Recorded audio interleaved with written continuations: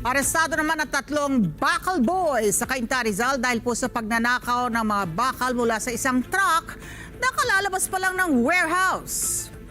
Una nang nag-viral ito pong video na kuha sa kahabaan po ng Ortigas Avenue kung saan kitang-kita po yung modus nitong tatlong kawatan na to na pagsampa sa truck ng bakal tapos ay mabilis na inihuhulog sa kalsada yung mga bakal na kanilang ninakaw.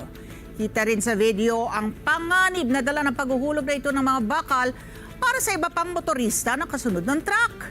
Agad namang responde ang mga otoridad matapos na maipaabot sa tanggapan ni Cainta Mayor Kit Nieto itong video na nagresulta sa agarang pagka-aresto nitong mga suspect.